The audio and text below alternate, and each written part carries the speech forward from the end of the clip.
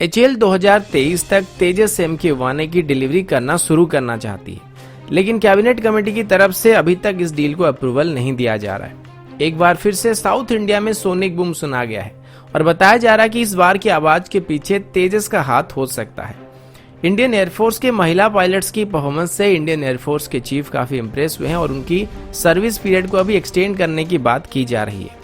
और अंत में पाकिस्तान की तरफ से राम मंदिर की कंस्ट्रक्शन को लेकर आपत्ति जताई जा रही है और साथ ही और भी कई सारे अपडेट पाकिस्तान की तरफ से, जिसके बारे में हम इस वीडियो में बात करने वाले हैं। नमस्कार दोस्तों, मेरा नाम है अंशुमन नायक और आप सभी का बहुत बहुत स्वागत है इंडियन डिफेंस न्यूज की डिफेंस टॉक सीरीज में। तो चलिए देर ना करते हुए आज की वीडियो शुरू करते हैं। आज की पहली अपडेट एचएएल की तरफ से है। ये बात आप सब जानते ही होंगे कि एचएएल के पास अभी 83 तेजस MK1 एयरक्राफ्ट को इंडियन एयरफोर्स को सप्लाई करने के लिए ऑर्डर मिल चुकी है, लेकिन एचएएल का कहना है कि अभी तक उनको कैबिनेट कमेटी की तरफ से इसको मैन्युफैक्चर करने के लिए अप्रूवल नहीं मिला है और कैबिनेट कमेटी की तरफ से अप्रूवल मिलने के बाद ही एचएएल इनकी मैन्युफैक्चरिंग करना शुरू कर सकती है। इसमें कैबिनेट कमेटी की भी कोई गलती नहीं है, क्योंकि एचएएल का कहना है कि जो भी डिले यहाँ पर हो रहा है वो सभी पैंडेमिक की वजह से हो रहा है। ऑर्डर मिलने के बाद 2023 से तेजस MK1A की डिलीवरी भी इंडियन एयरफोर्स को शुरू किया जा सकता है। एचएएल इसके लिए तैयारी भी कर रहा है। हाल ही में ही तेजस की दूसरी स्क्वाड्रन को तैयार किया गया है और इसमें तेजस की FOC वेरिएंट्स को शामिल किया जाएगा। ये एयरक्राफ्ट तेजस की IOC वेरिएंट के मुकाबले कुछ सेक्टर में थोड़े बेहतर होने वाले हैं, जैसे कि इनकी मेंटेनेंस आसान होने वाली है और साथ ही इनका टर्न अराउंड टाइम भी काफी कम होने वाला है। यानी कि एक सॉर्टी के बाद ये दूसरी सॉर्टी पर जाने के लिए IOC वेरिएंट के मुकाबले जल्दी तैयार हो सकते हैं। तेजस की प्रोडक्शन रेट को बढ़ाने को लेकर एचएएल के चीफ आर माधवन जी को एक सवाल किया गया था कि क्या वो अभी कोयम्बतूर में तेजस की एक और प्रोडक्शन फैसिलिटी को सेटअप करने वाले हैं, जिसका जवाब देते हुए उन्होंने कहा कि वर्तमान तेजस की एक और प्रोडक्शन लाइन को खोलने का कोई भी इरादा नहीं है, लेकिन जो भी फैसिलिटी अभी है वहां पर तेजस की प्रोडक्शन को 16 तक इंक्रीज किया जा सकता है, जिसको 2023 के बाद 24 तक भी इंक्रीज किया जाएगा। अगला अपडेट सोनिक बूम को लेके। कुछ ही दिन पहले ही बेंगलुरु में एक अजीब सी आवाज सुनने को मिली थी, जिसके बाद ये सनसनी बनने लगा था कि ये आवाज कहां से आया है। इसको लेके लोग तरह तरह के कहानियां निकालने लगे थे कि तभी गवर्नमेंट की तरफ से इस बात पर खुलासा करते हुए कहा गया कि ये सोनिक बूम था, जो कि इंडियन एयरफोर्स की किसी फाइटर एयरक्राफ्ट की टेस्टिंग के दौरान पैदा हुआ था। इसके बारे में हम पिछले वीडियो में डिटेल में बात कर रहे थे, लेकिन अभी एनएसएम एक रिपोर्ट के मुताबिक फिर से उसी प्रकार की आवाज धारापुरम के टाउन एरिया में सुनने को मिला है और ये आवाज करीब 20 किलोमीटर की रेडियस में सुनने को मिला था, जिसकी इंटेंसिटी धारापुरम एरिया में काफी ज्यादा था। इस पर बात करते हुए तमिलनाडु साइंस फोरम के कोऑर्डिनेटर का कहना है कि उन्होंने ये आवाज पहले भी सुना है। हालांकि इस बार की आवाज का सोर्स उनको नहीं पता, लेकिन ये आवाज तब आता है जब फाइटर जेट सुपरसोनिक स्पीड में ट्रैवल करते हैं। और इस बार की जो आवाज आई थी वो सुल्लूर एयरवेज की तरफ से आई थी। सुल्लूर एयरवेज में हाल ही में ही तेजस की दूसरी स्क्वाड्रन को तैयार किया गया और हो ना हो यह आवाज शायद तेजस की टेस्टिंग के दौरान पैदा हुआ था। फिलहाल अभी तक इसको लेके ऑफिशियल रिपोर्ट नहीं आई है, लेकिन ज्यादा चांसेस तेजस की है और हो सकता है तेजस की FOC वेरिएंट को अभी अपने टॉप लिमिट में टेस्ट किया जा रहा है, जिस वजह से इस तरीके की सोनिक बूम सुनने को मिल रहा है। अगला अपडेट इंडियन एयरफोर्स की तरफ से है। इंडियन एयरफोर्स के चीफ राकेश कुमार भदौरिया जी के रिसेंट स्टेटमेंट के मुताबिक इंडियन एयरफोर्स के महिला पायलट्स को अभी ज्यादा समय तक इंडियन एयरफोर्स में सर्विस करने का मौका मिलने वाला है। 2015 में पहली बार इंडियन एयरफोर्स की तरफ से एक एक्सपेरिमेंटल स्कीम को लॉन्च किया गया था, जिसमें 9 महिला पायलट्स थे और उनको 5 साल के लिए फाइटर पायलट के तौर पर इंडियन एयरफोर्स में शामिल किया गया था।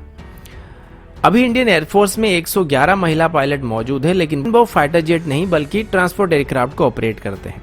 लेकिन जिन 9 महिला पायलट्स को फाइटर पायलट के तौर पर कमीशन किया गया था, उनकी परफॉर्मेंस से इंडियन एयरफोर्स काफी खुश नजर आ रही है और अभी उनकी सर्विस पीरियड को एक्सटेंड करने का फैसला किया गया है। इंडियन एयरफोर्स के चीफ ने बताया कि अभी ये डिसीजन रिव्यू में है, लेकिन उनकी परफॉर्मेंस इन 5 सालों में काफी अच्छी रही है, जिस वजह से उनको आगे भी फाइटर पायलट के तौर पर इंडियन एयरफोर्स में सर्विस करने का मौका मिलने वाला है।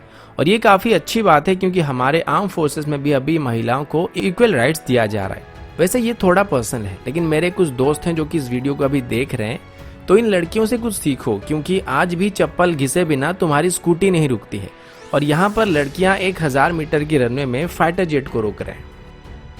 अगला अपडेट पाकिस्तान की तरफ से है और एक नहीं 2-3 अपडेट है। पिछले कुछ दिनों से हमने इनके बारे में कोई भी डिस्कशन नहीं किया था और कल या परसों मिस्टर फवाद हुसैन ने भी कुछ गड़बड़ किया था, लेकिन हमने उसको इग्नोर कर दिया था क्योंकि हमको पता है कि इनकी स्टेटमेंट का कोई भी वैल्यू नहीं होता है, लेकिन इनको हर मामले में अपनी नाक घुसेड़ने की आदत होती है। आज पाकिस्तान के पीएम इमरान खान ने भारत को लेकर एक स्टेटमेंट पास किया है कि भारत की एरोगेंट और एक्सपेंसिव पॉलिसी की वजह से ये पाकिस्तान के पड़ोसी देशों के लिए भी खतरा बन चुका है। इसका एग्जाम्पल देते हुए इमरान खान ने रिसेंटली नेपाल और चाइना के साथ चल रही इशूज का जिक्र किया है। इसके अलावा पाकिस्तान के फॉरेन मिनिस्टर साहब महमूद कुरैशी ने भी भारत को साउथ एशिया के लिए खतरा बताया है और यहाँ पर वो डायरेक्टली चाइना को सपोर्ट कर रहे हैं। ये वही भाई साहब थे जो कि 20 मई को ओआईसी मीटिंग में भारत के खिलाफ इस्लामोफोबिया का इल्जाम लगा रहे थे और बदले में मालदीव से थप्पड़ खा के आ गए थे। वैसे भारत की तरफ से सीधी बात बता दिया गया है कि भारत अपना स्टैंड पीछे नहीं करने वाला है, अगर कोई पीछे हटेगा तो वो चाइना है।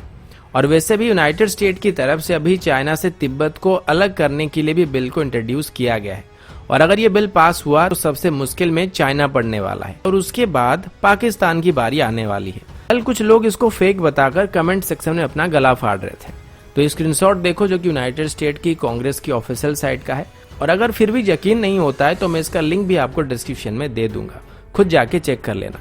एक और बात यहाँ पर याद रखना कि अगर कोई चीज तुम नहीं जानते हो तो वो फेक नहीं हो जाता है। अब बात करते हैं सबसे गुस्सा दिलाने वाली चीज के ऊपर। आप सबको पता होगा कि हाल ही में राम मंदिर का काम शुरू हुआ है।